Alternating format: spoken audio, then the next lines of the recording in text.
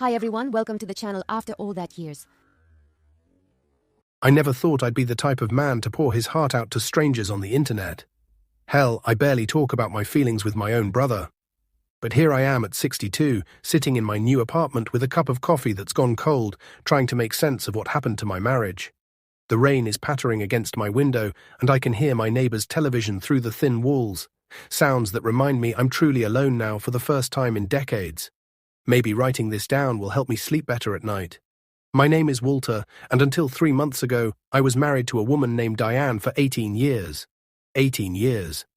That's longer than some people spend in their careers, longer than it takes to raise a child from birth to graduation.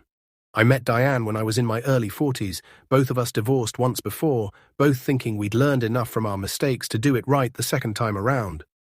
I remember our first date like it was yesterday. She wore a green dress that brought out her eyes, and when she laughed at my terrible joke about accountants, I knew I was in trouble. Diane had this way about her. She could walk into a room full of strangers, and within 10 minutes, she'd have them all laughing at her stories. She worked in pharmaceutical sales, traveled all over the state, and had this infectious confidence that drew people in. I was managing a small accounting firm back then. Steady work, but nothing glamorous. Numbers made sense to me in a way people often didn't.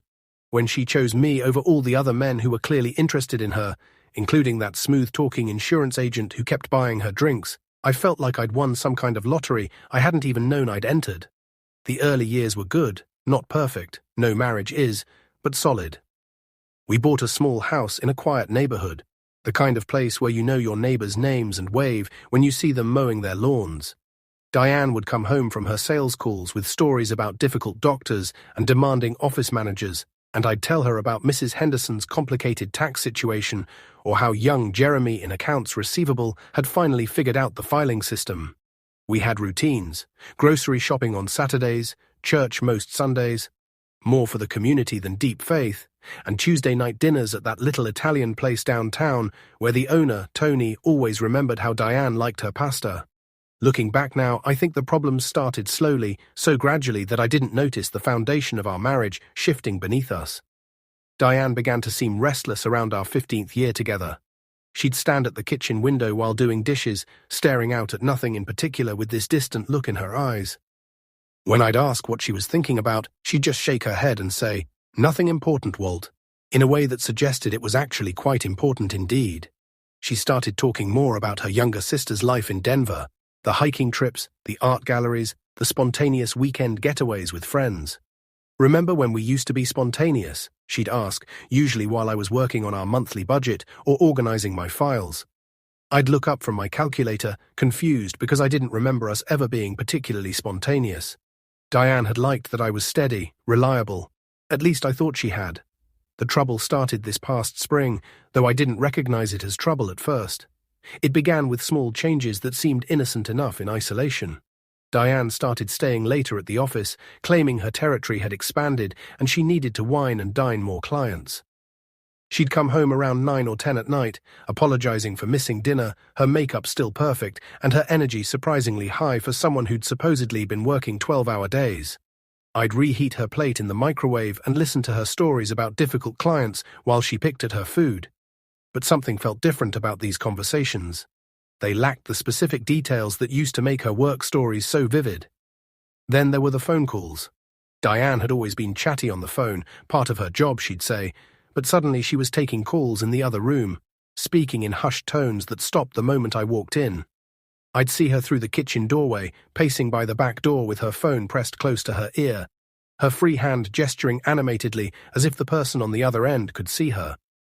When I'd ask who it was, she'd wave her hand dismissively and say, "Oh, just Karen from the regional office," or "that new doctor in Springdale who never stops talking." But her cheeks would be flushed, and she'd avoid my eyes when she said it. I noticed she'd started buying new clothes too.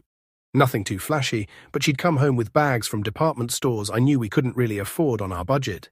There were silk blouses in colors she'd never worn before, a new perfume that smelled nothing like the vanilla scent she'd worn for years, and shoes with higher heels than anything in her closet. When I'd raise an eyebrow at the credit card statement, she'd remind me that looking professional was part of her job, that an investment in her wardrobe was an investment in our future. She'd run her hands down the front of a new jacket and say, You want me to succeed, don't you, Walt? In a tone that made me feel small for questioning her. It made sense, I suppose. Diane had always been good at making things make sense, even when my gut told me something was off. That was one of her talents, the ability to present logical explanations for things that felt emotionally wrong. I started to doubt my own perceptions, wondering if I was becoming one of those suspicious husbands who see threats where none exist. The changes weren't just in her appearance or schedule.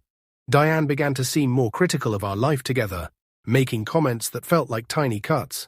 She'd sigh when I'd suggest watching our usual Friday night movie and say, "Don't you ever want to do something different, Walt?" She'd look around our living room, the same room where she'd once curled up against me on Sunday mornings reading the paper, and comment that it felt so dated and boring. When I'd suggest we could redecorate if she wanted, she'd shake her head and mutter something about how it wasn't just the furniture that needed changing. I started paying more attention to her moods, trying to figure out what I was doing wrong. Was I being too predictable, too boring? I bought tickets to a jazz concert downtown, thinking she might enjoy something different. She went with me but spent most of the evening checking her phone and making polite conversation that felt like we were acquaintances rather than husband and wife. On the drive home, she thanked me for trying, but said jazz wasn't really her thing. I felt foolish for not knowing that about my own wife. The real wake-up call came on a Thursday evening in June. I'd gotten home from work early, one of my bigger clients had cancelled their appointment, something about a family emergency, and decided to surprise Diane by cooking her favorite meal. She'd been working so hard lately, coming home exhausted and distracted, and I thought maybe we could have a quiet evening together, just the two of us. Maybe I could figure out how to reconnect with the woman I'd married. I stopped at the grocery store and bought everything I needed for chicken parmesan, plus ingredients for that chocolate cake she loved. I even picked up a bottle of that wine she liked from the grocery store, nothing fancy, but it was the brand she always chose when we went out. Back home, I put on some music, rolled up my sleeves, and spent 2 hours in the kitchen. I pounded the chicken thin, made the sauce from scratch, instead of using the jar sauce I usually relied on, and even tried to make the pasta al dente the way she preferred it. I lit a few candles, set our small dining table with the good dishes we usually saved for holidays, and arranged everything as nicely as I could manage. When Diane walked through the door at 8:30, she stopped short in the entryway, keys still in her hand.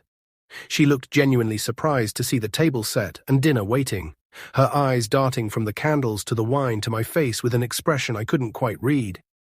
For a split second, I thought I saw something flicker across her face, guilt, maybe, or panic. But it was gone so quickly I convinced myself I'd imagined it. "This is lovely, Walt," she said, setting her purse down carefully and kissing my cheek. Her lips felt cold against my skin, and I caught a whiff of some cologne that wasn't mine.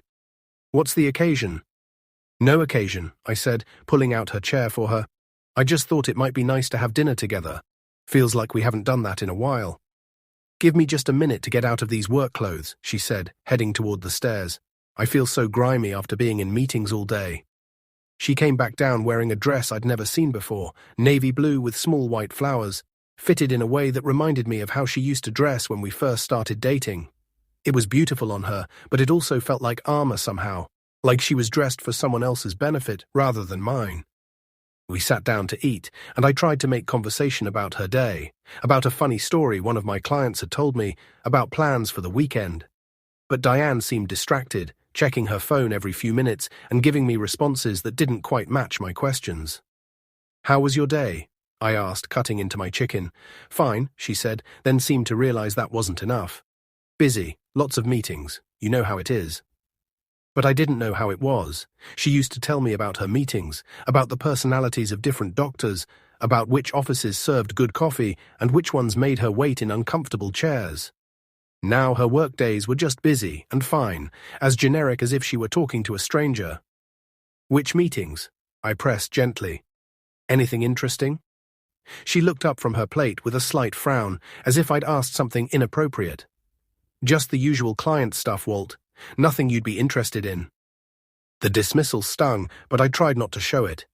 We ate in relative silence after that, the candles flickering between us while I searched for safe topics of conversation.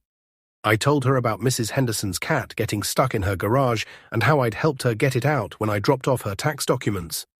I mentioned that the Johnsons down the street were getting their roof redone And it might give us ideas for our own roof, which was starting to show its age.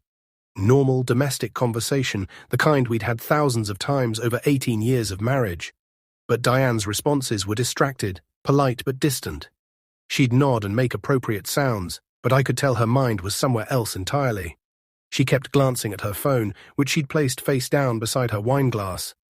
Every time it buzzed with a text message, her attention would sharpen for just a moment before she'd force herself to focus back on our conversation. Finally, as I was clearing the plates, she set her wine glass down with a deliberate clink and folded her hands on the table. The gesture reminded me suddenly of my grandmother, the way she used to sit when she had something serious to discuss with my grandfather. My stomach dropped even before she spoke. "Walter," she said, and the formal use of my full name, something she rarely did unless she was angry or upset, made my mouth go dry. "We need to talk about something." I sat back down, my hands suddenly feeling clumsy as I reached for my own wine glass. The chicken parmesan I'd worked so hard to prepare sat heavy in my stomach. "What's on your mind?" She took a deep breath, and I watched her shoulders rise and fall like she was preparing for something difficult. There was something almost rehearsed about her posture, as if she'd practiced this moment in front of a mirror. "I've been seeing someone else." The words hit me like a physical blow. I actually felt my chest tighten, like someone had reached in and squeezed my heart. The candles on the table continued to flicker peacefully, casting shadows that danced across Diane's face, but the world felt like it had tilted on its axis. I stared at her across our small dining table, the same table where we'd eaten thousands of meals together, where we'd done our taxes every April, where she'd cried when her father died 4 years ago and I'd held her hand while she grieved. "What do you mean, seeing someone?" I managed to ask, though part of me already knew exactly what she meant. My voice sounded strange in my own ears, like it was coming from very far away. "His name is Gregory," she said, her voice steadier now that the initial confession was out. She looked directly at me as she said it, not flinching from my reaction. "He's a doctor I met through work. I didn't plan for this to happen, Walt, but we have this connection.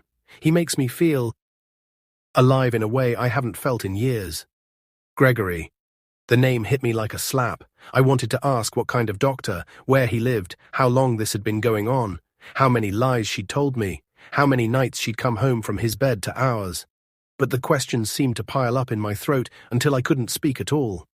I just sat there, looking at my wife of 18 years as she explained how she'd been betraying me with the same calm tone she might use to discuss changing our cable package. "I know you're hurt," she continued, reaching across the table as if to take my hand. I pulled back instinctively and something flickered in her eyes. Irritation, maybe, or impatience. "And I know this is a shock, but I also know you, Walter. You're a good man. A patient man. You'll need time to process this, but eventually you'll understand. We can work through this together." The assumption in her voice that I would simply accept this, that I would work to save a marriage she had already damaged beyond repair, sparked something in me that I hadn't felt in years. Not anger exactly, but a kind of cold clarity. She was talking about our future as if she had already mapped it out, as if my feelings and choices were irrelevant to the equation. "How long?" I asked quietly. She hesitated for just a moment. "A few months, since March, I think. Maybe February." Another lie. I could see it in the way her eyes shifted slightly to the left, the same tell she'd had when she used to fib about small things, like whether she'd remembered to pay a bill or call the repairman.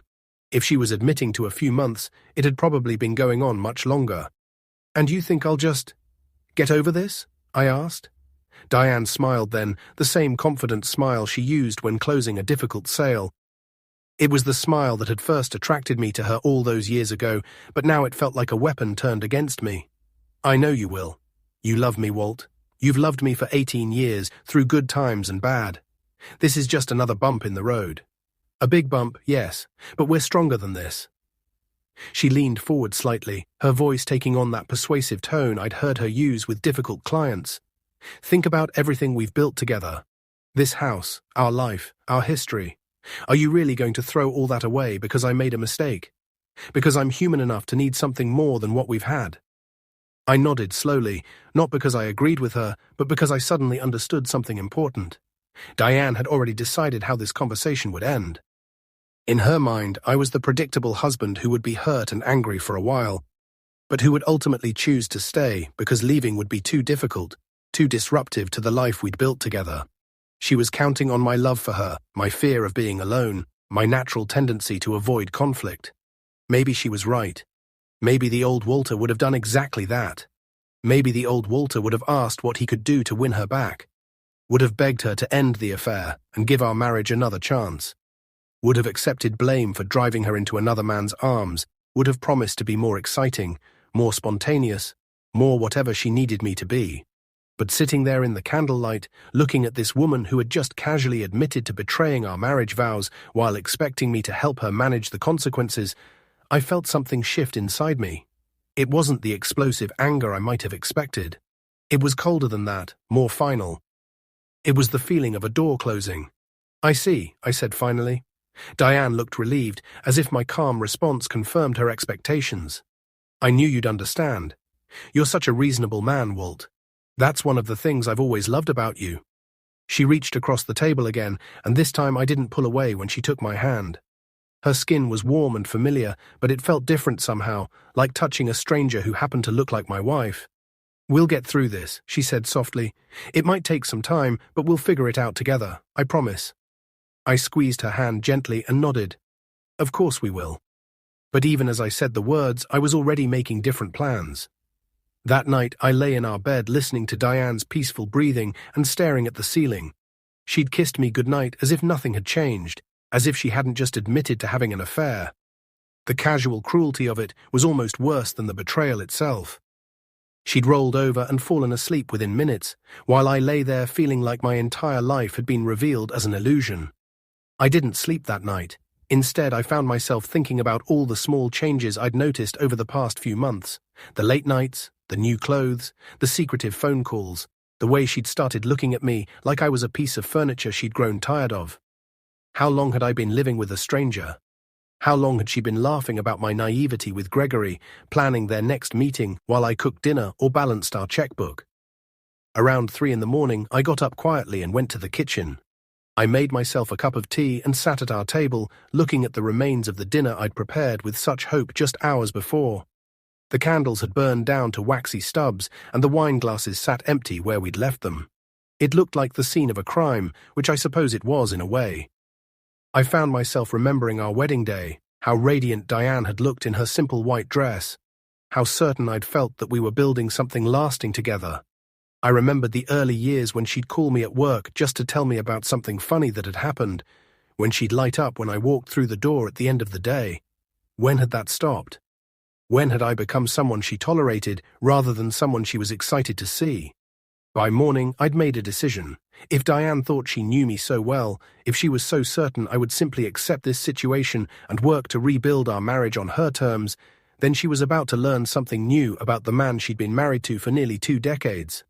I wasn't going to make this easy for her, but I also wasn't going to make it ugly. I was going to be smart about it. The next morning, Diane woke up refreshed and cheerful, as if our conversation the night before had lifted some burden from her shoulders. She hummed while she made coffee, that same tuneless melody she'd hummed on happy mornings throughout our marriage, and kissed my forehead before heading upstairs to shower. The kiss felt like a pat you'd give a faithful dog, affectionate but absent-minded. I sat at the kitchen table, drinking my coffee and listening to the sound of water running through the pipes, the same domestic sounds that had been the soundtrack of our marriage for 18 years. But now they felt hollow, like the echo in an empty house. I started to plan. First, I needed to know exactly what I was dealing with. Diane's confidence that I would forgive her suggested this affair had been going on for longer than she'd admitted. Her casual mention of a few months had the feel of someone testing how much truth I could handle. I needed details, not to torture myself, but to understand the scope of her deception and to protect myself legally if it came to that. I also needed to understand what I was up against in Gregory Palmer. Was this just a fling, or something more serious? Was he married too? Did he know about me, or had Diane painted herself as single or separated? The answers to these questions would determine how I proceeded. When Diane came downstairs, dressed in one of her new blouses paired with a skirt I'd never seen before, she seemed almost giddy. She poured herself coffee into the travel mug I'd given her for Christmas 2 years ago and gathered her purse and keys with the efficiency of someone who has places to be and people to see. I might be late again tonight, she said, pausing by the door to kiss my cheek. End of quarter push, you know how it is. I nodded and watched her walk to her car through the kitchen window. She moved differently now than she had even a few weeks ago. There was a spring in her step, a purpose to her movements that reminded me of how she'd looked when we were dating. I realized with a sick feeling that she was happy. Diane was happier than I'd seen her in years, and it had nothing to do with me. When Diane left for work that morning, promising she'd try to be home by 7 for dinner but not to wait up if she was running late, I did something I'd never done in 18 years of marriage. I went through her personal things. It felt like a violation, even though she was the one who had violated our marriage vows. My hands actually shook as I opened her laptop, half expecting it to be password protected. But it wasn't, another sign of how little she suspected my willingness to dig deeper. It didn't take long to find what I was looking for. Her email was organized with the same efficiency she brought to everything else, and there was a folder labeled GP that made my stomach clench even before I opened it. There were months of correspondence between Diane and Gregory Palmer, a cardiologist with an office downtown. I knew the building, a sleek glass tower near the medical district where several of my clients had offices. The early emails were professional enough. She'd apparently met him while selling medical supplies to his practice. But they quickly became personal, then intimate, then explicitly sexual. Reading through their exchanges was like watching my marriage dissolve in real time, like discovering that the life I thought I'd been living was actually just a cover story for something else entirely.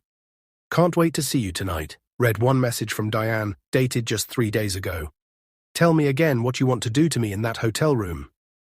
Gregory's responses were equally explicit, but what struck me more was the casual way they discussed me. They'd had lunch dates, weekend getaways, long phone conversations late at night while I slept in the next room. Gregory called me the husband in his messages, as if I were some abstract concept rather than a real person whose life they were destroying. How's the husband handling your late nights? Gregory had written in one message. Walter doesn't suspect a thing, Diane had replied. He's so trusting it's almost pathetic. I tell him I'm working late, and he just nods and reheats dinner for me. He's like a well-trained dog sometimes. But the worst part was reading Diane's descriptions of me, the way she painted our marriage and my character for Gregory's amusement. She portrayed me as boring, predictable, sexually uninteresting, a man who provided stability but no excitement. Walter's a good provider, she wrote in one message, but he's about as passionate as a bowl of oatmeal. You make me remember what it feels like to be desired, to feel alive in my own skin. In another exchange, Gregory had asked why she didn't just leave me, and her response made my blood run cold. Where would I go? Walt pays the mortgage, handles all the finances, deals with all the boring stuff that keeps life running. Plus, he'll forgive me eventually. He always does. He doesn't have the balls to actually leave me, and he's too dependent on our routine to start over at his age. I can have both, security with him and excitement with you. Best of both worlds. I closed the laptop and sat in my kitchen for a long time, feeling something inside me break and then harden. This wasn't just an affair, it was a complete betrayal of everything I thought our marriage had been. Diane hadn't just strayed, she'd been actively contemptuous of me for months, maybe years. She'd been using my love for her as a weapon against me, counting on my loyalty and trust to give her the freedom to build another life entirely. The Gregory Palmer she was writing to wasn't just her lover, he was her confidant, her co-conspirator in a sustained deception that turned my entire life into a joke. They shared inside jokes about my habits, mocked my attempts at romance, and planned their encounters around my work schedule like I was an obstacle to be managed rather than a human being whose heart was being systematically destroyed. When she came home that evening, right at 7 as promised, she found me reading in the living room with a cup of tea. I'd spent the afternoon in a strange kind of shock, moving through the motions of normal life while my mind processed what I'd learned. I'd made myself lunch, paid a few bills, even called to schedule routine maintenance on my car, all the mundane tasks that apparently made me such a boring husband. "How was your day?" she asked, settling into her usual chair across from me. She was wearing that same navy dress from the night before, and I wondered if Gregory had seen her in it, if he'd been the one to take it off her. "Fine," I said, not looking up from my book. "How was yours?" "Oh, you know, the usual chaos." She kicked off her heels and curled her feet under her in the chair. "I had lunch with that new doctor in Pine Hills, the one I told you about." He's thinking of switching suppliers, so I had to really work to keep his business. Another lie, delivered so smoothly I almost admired the skill of it. According to the timestamp on her emails, she'd spent the afternoon in a hotel room with Gregory, sending him photos and messages I couldn't bear to read in full. The casual ease with which she lied to my face was almost more disturbing than the affair itself. "That's nice," I said, turning a page. "I'm sure you'll figure it out. You're very good at your job." She smiled at what she took as a compliment, having no idea I was referring to her skill at deception rather than pharmaceutical sales. "Thanks, honey. You've always been so supportive of my career." Supportive. I'd been supportive while she used business trips to meet her lover. I'd been understanding when she worked late, proud when she brought home big commission checks that I now realized might have been celebrations of successful trysts rather than successful sales calls. I'd been the perfect unsuspecting husband, and she'd played me like a fiddle. Over the next few weeks, I played the part of the understanding, patient husband while I quietly gathered information. Every day felt like acting in a play where I was the only one who knew it was a performance. I made copies of emails, took photos of receipts I found in her purse when she asked me to get her gum or her reading glasses, and documented the patterns of her lies. I started a file on my home computer, password protected and buried in a folder of tax documents, where Diane would never think to look. I wasn't sure yet what I would do with this evidence, but I knew I needed it. If this ended in divorce, I wanted to be prepared. I'd been married once before, and that divorce had been amicable but expensive. I wasn't going to make the same mistakes twice. Diane, meanwhile, seemed to relax into the belief that I was handling her confession exactly as she'd predicted. I didn't ask difficult questions about Gregory or demand details about their relationship. I didn't threaten divorce or insist she end the affair immediately. Instead, I was patient and understanding, just as she'd told Gregory I would be. Just as she'd counted on.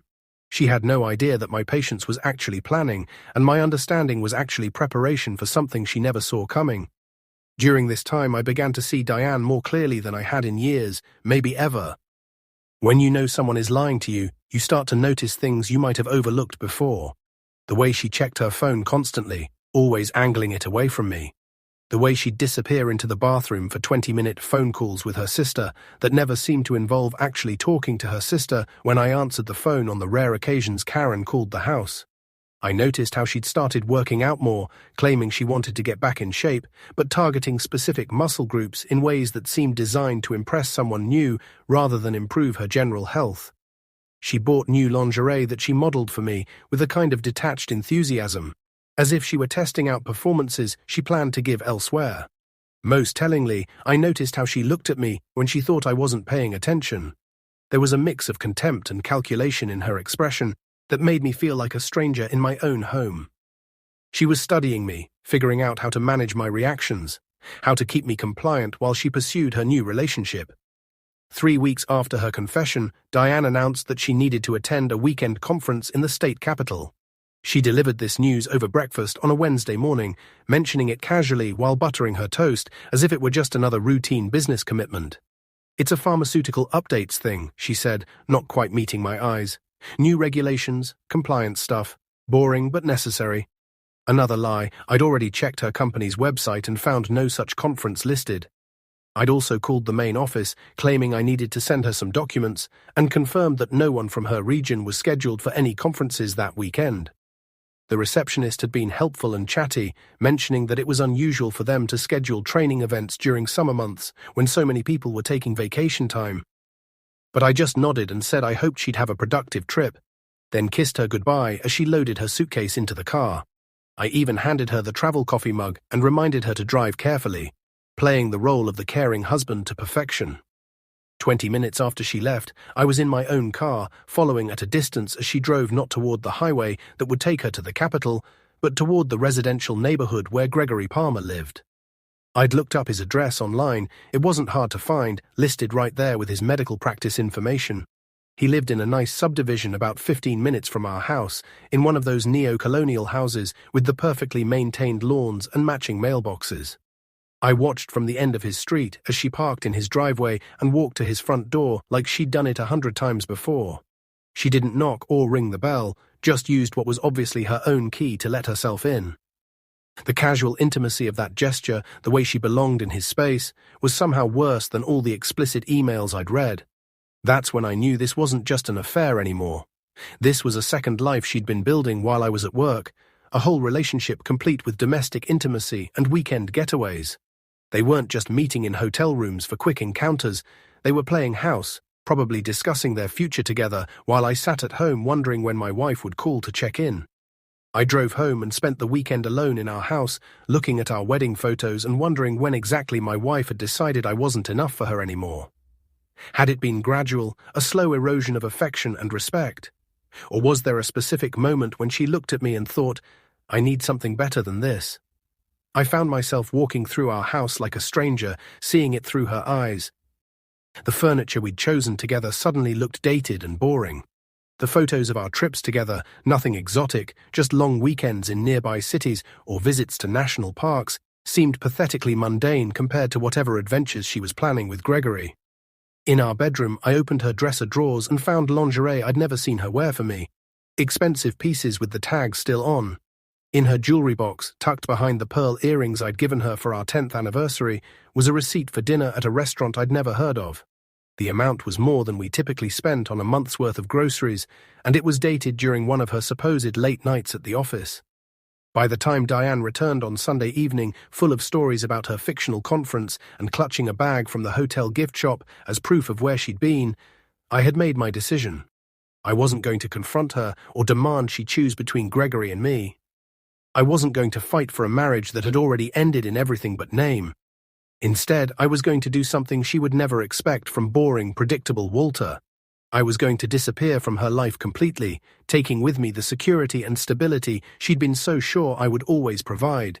She thought she knew me well enough to predict my reactions. She was about to learn how wrong she was. Monday morning, after Diane left for work with a cheerful kiss and a promise to try to be home earlier that evening, I called in sick to my office and spent the day making arrangements. I met with a divorce attorney recommended by my brother, a sharp woman named Patricia Chen who listened to my story without judgment and laid out my options with clinical precision. "You have good documentation," she said, flipping through the printouts I'd brought. "Email evidence, financial records, a clear pattern of deception. In this state, adultery is grounds for fault-based divorce, which could work in your favor for property division and spousal support." I also opened a new bank account at a different institution, one where Diane had no access and no history. I started transferring my direct deposit and automatic payments, methodically separating our financial lives while maintaining the appearance of normalcy at home. It was surprisingly easy to untangle 18 years of shared finances when one person was motivated and the other was completely unsuspecting. By the end of the week, I had a plan in place that would allow me to file for divorce and move out simultaneously, giving Diane no opportunity to manipulate the situation or convince me to work things out. I'd also started looking at apartment listings, favoring places that were furnished and available for immediate occupancy.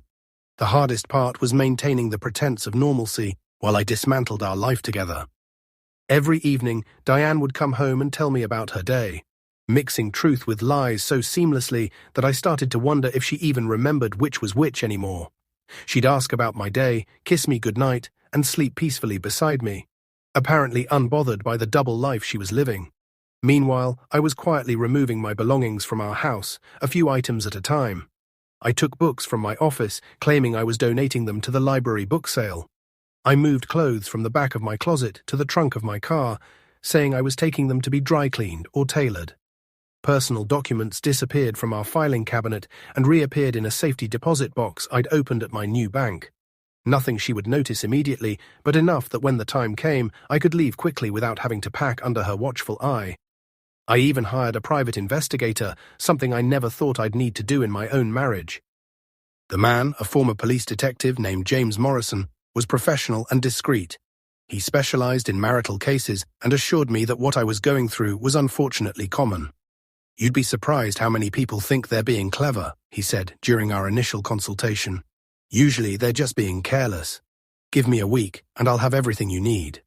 He was right. Within 5 days, Morrison had compiled a thick folder of photographs, receipts, and detailed surveillance reports that painted a complete picture of Diane's double life. There were photos of her and Gregory having lunch at expensive restaurants, walking hand in hand through downtown parks, and entering hotels together in the middle of the afternoon. The timestamps on the photos corresponded perfectly with the client meetings and work emergencies she'd been telling me about. But it was the audio recordings that hit me the hardest. Morrison had managed to capture several phone conversations between Diane and Gregory, including one where they discussed their plans for the future. "I give it another 6 months, maybe a year," Diane's voice said clearly through Morrison's high-quality recording equipment. "Walter's getting suspicious, but not in any way that matters. He's too comfortable to actually do anything about it." "You sure about that?" Gregory's voice was smug, amused. "Some guys surprise you." "Not Walter," Diane laughed, and the sound of her laughter made my chest tight. "You don't know him like I do. He's one of those men who would rather be miserable in a familiar situation than risk being happy in an unfamiliar one. He'll complain to himself, maybe drink a little more wine with dinner, but he'll never actually leave me. He's too scared of being alone." "And you're okay with that? Leading him on indefinitely?" "It's not leading him on." Diane's voice turned defensive. "I'm giving him exactly what he's always wanted: a stable home, regular meals, someone to sleep next to. The fact that I need more than that isn't my fault. If he was a more interesting man, maybe I wouldn't need to look elsewhere for excitement." I had to stop the recording there. Hearing my wife discuss my character flaws and predict my behavior with such casual cruelty was more devastating than catching her in bed with another man would have been. At least infidelity was about passion, about being overcome by desire. This was calculated contempt, a cold assessment of my worth as a human being. Morrison had also uncovered some disturbing financial information. Diane had been using our joint credit card to pay for hotel rooms, expensive dinners, and gifts for Gregory. Gifts I was unknowingly helping to fund through my steady paycheck and careful budgeting. She'd even used our card to buy lingerie she wore for him, jewelry she gave him, and weekend getaways they took together while I believed she was working. "She's been spending about $1,500 a month on this affair," Morrison explained, showing me highlighted credit card statements. "Hotels, restaurants, shopping trips, spa treatments. That's almost $20,000 over the past year, all charged to accounts you're legally responsible for." $20,000. That was nearly half my annual salary after taxes, money that could have gone toward fixing our roof, taking a real vacation together, or building our retirement savings. Instead, it had funded the systematic destruction of our marriage. 2 weeks later, on a Friday morning in late July, I put my plan into action. Diane had told me she'd be working late again, another client emergency that required her immediate attention. I knew from Morrison's surveillance that she was actually planning to spend the evening at Gregory's house, probably cooking dinner together and playing at being a couple. "Don't wait up," she said, kissing my forehead as she gathered her purse and overnight bag. "This could run really late, and I might just crash in the office rather than drive home exhausted." Another lie, but I just nodded and told her to be safe. I even packed her some snacks for the road, playing the caring husband role one last time. I waited until her car was out of sight, then called the moving truck I'd hired.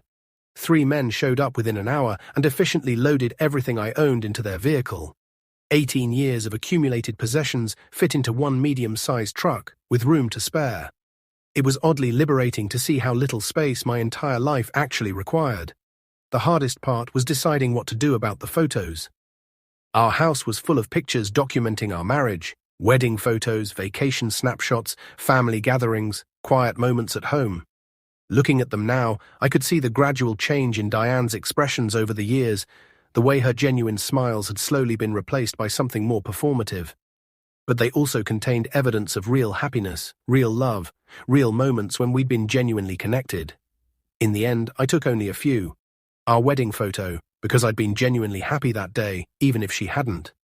A picture of us at Niagara Falls during our 5th anniversary, because that had been the last trip where she'd seemed truly excited to be with me. And one candid shot my brother had taken of us at a family barbecue, both of us laughing at something his kids had said.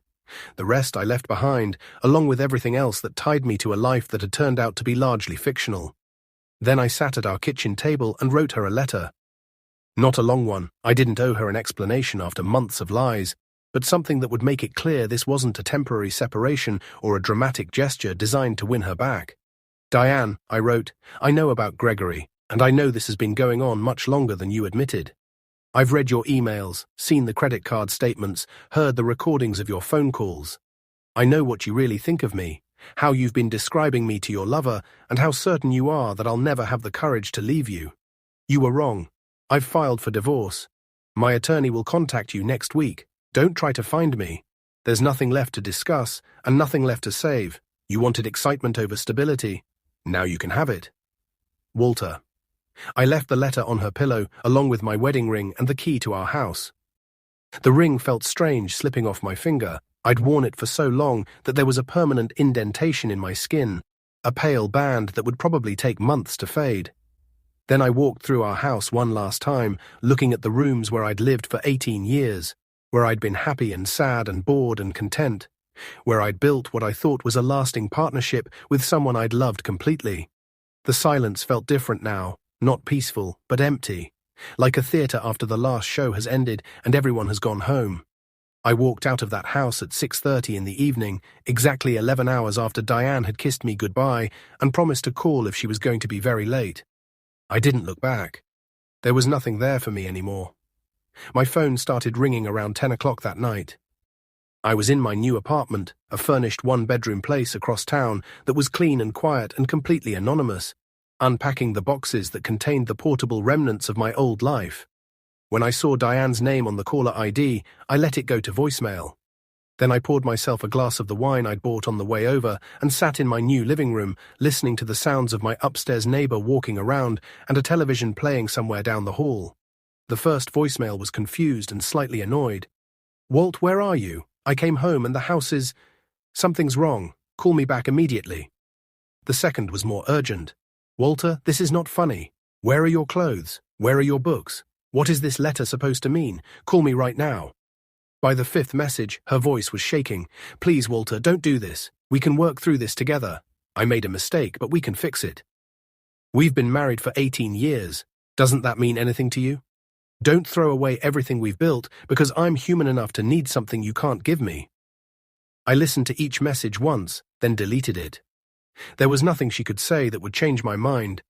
The woman I'd been married to for 18 years had been a fiction, a performance she'd put on to maintain the stability I provided while she built a new life with someone else. The divorce proceedings were swift and relatively painless, helped by the extensive documentation I'd gathered and Morrison's professional testimony. Diane tried several times to initiate contact, through friends, through my attorney, even by showing up at my office one afternoon in tears, begging me to just talk to her. "I never meant for it to happen this way," she said, standing in my office doorway while my secretary hovered uncertainly behind her. "I know I hurt you, but we can get past this. We can go to counseling, take a vacation, start over. Please, Walt, don't let 18 years of marriage end like this." But it was too late for counseling or vacations or starting over. Those were solutions for marriages that still existed, for couples who had simply lost their way and needed help finding each other again. What Diane and I had was already over. It had ended the moment she decided to share her life, her body, and her future plans with someone else, while lying to me about where she spent her time and who she spent it with. "The marriage ended when you started sleeping with Gregory," I told her quietly. "I'm just making it official." She tried to argue, tried to explain, tried to convince me that what she'd done wasn't grounds for ending everything we'd built together. But I was done listening to her explanations, done being the understanding husband who absorbed her cruelty and asked for more. I called security, and they escorted her from the building while she cried and promised to end the affair if I would just give her another chance. But I was past the point of wanting another chance. I didn't want Diane to choose me over Gregory. I wanted to choose myself over a situation that had been slowly destroying my self-respect for months, maybe years. The financial settlement was fair, helped by the evidence of her using marital funds to support her affair. I kept my retirement accounts and my car. She kept the house and most of the furniture. We divided our other assets down the middle, like business partners dissolving a company rather than lovers ending a marriage. 6 months later, I heard through mutual friends that Diane and Gregory had moved in together. They were living in my old house, the one I'd helped pay for with 18 years of steady paychecks and careful budgeting. The news should have hurt, but I felt nothing when I learned it. No anger, no sadness, no sense of loss. Those emotions had been exhausted during the weeks when I was still pretending our marriage could be saved. What I felt instead was relief. For the first time in months, I wasn't living a lie. I wasn't pretending to be happy in a marriage that had become a performance. I wasn't wondering what my wife was really doing when she said she was working late, or whether the person sleeping beside me actually loved me or was just using me for security while she found excitement elsewhere. I started rebuilding my life slowly, deliberately.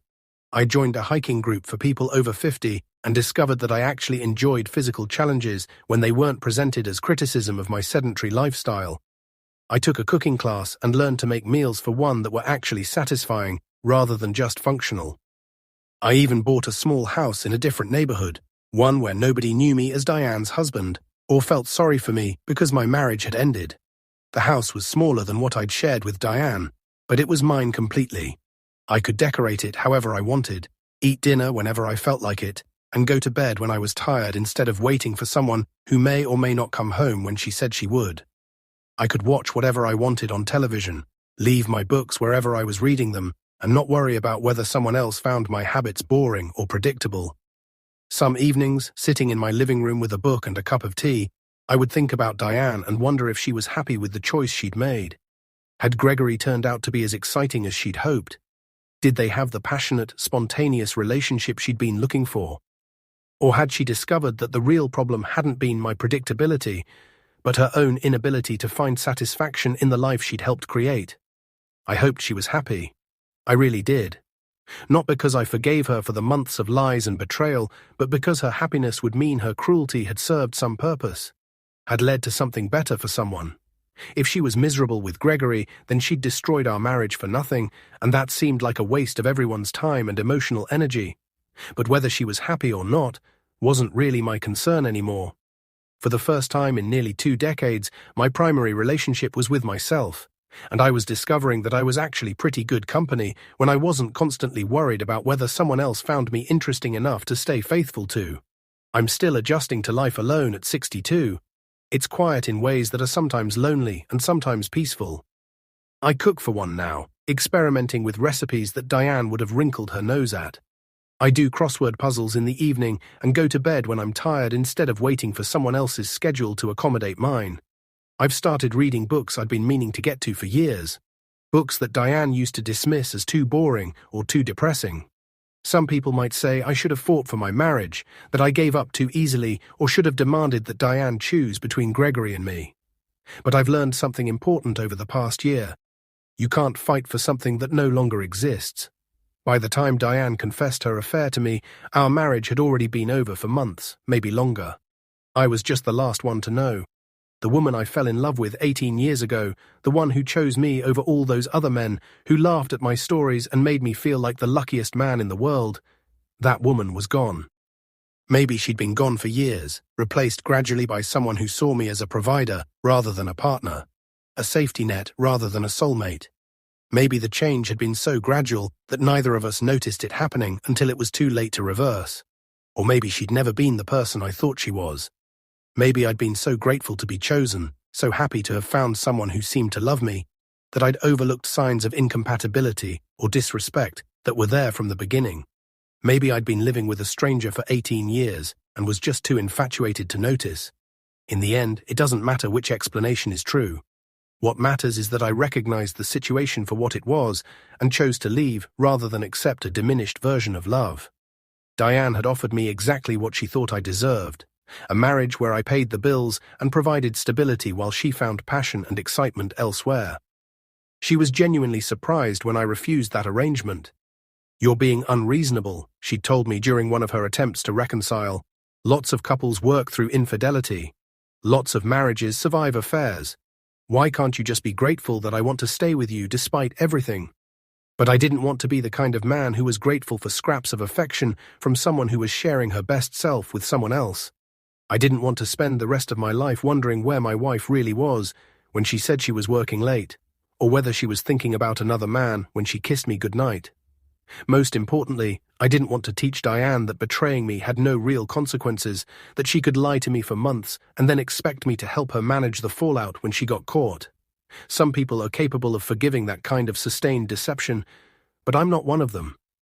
The trust that had taken 18 years to build was destroyed completely, And I didn't have another 18 years to rebuild it with someone who'd already proven she was capable of looking me in the eye and lying about the most fundamental aspects of our relationship. In the end, Diane was right about me being predictable. She predicted that I would always be there, that I would accept whatever scraps of affection she was willing to give me while she found fulfillment elsewhere. What she didn't predict was that predictable doesn't mean weak, and patient doesn't mean stupid. Sometimes the most loving thing you can do for yourself is to walk away from someone who has stopped seeing your worth.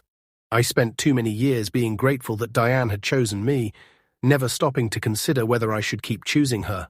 I don't know what comes next. Maybe I'll meet someone new, someone who appreciates stability as much as excitement, who sees loyalty as a virtue rather than a weakness. Maybe I'll stay single and discover parts of myself that got lost somewhere in 18 years of trying to be the husband Diane wanted me to be. What I do know is that I sleep better now. My coffee doesn't go cold while I wonder where my wife really is. I don't check my phone anxiously when someone's late coming home, and I don't lie awake analyzing conversations for hidden meanings or signs of deception. For the first time in months, I'm living my own life instead of playing a supporting role in someone else's drama. And you know what? It feels pretty good. Maybe that makes me boring and predictable. Maybe I really am about as exciting as a bowl of oatmeal, just like Diane told Gregory.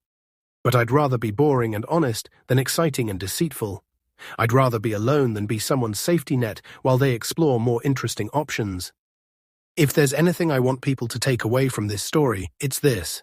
Don't stay somewhere you're not truly wanted, no matter how comfortable or familiar it feels. Don't let someone else's inability to appreciate you convince you that you're not worth appreciating. And don't be afraid to disappoint people who have been disappointing you for far longer than you realized. I'm 62 years old, and I'm starting over. It's terrifying and liberating and lonely and hopeful all at the same time. But for the first time in years, I'm looking forward instead of backward, and that has to count for something. Diane thought she had me figured out, thought she knew exactly how I would react to her betrayal.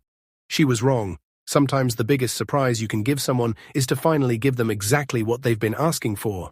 In this case, the freedom to be with someone else without the burden of my boring, predictable love. I hope she's happy with Gregory, I really do. And I hope someday I'll be happy with whatever comes next for me. But whether I am or not, at least I'll be honest about it. After 18 years of living with someone who saw our marriage as a performance, authenticity feels like the greatest luxury of all. The rain has stopped now, and I can see a bit of sunlight filtering through the clouds outside my window. Maybe I'll take a walk later, explore the neighborhood around my new house. Maybe I'll call my brother and see if he wants to grab dinner this weekend. Or maybe I'll just sit here with my coffee and my book, enjoying the simple pleasure of not having to wonder whether the person I'm married to actually wants to be married to me. For the first time in a very long time, that feels like enough.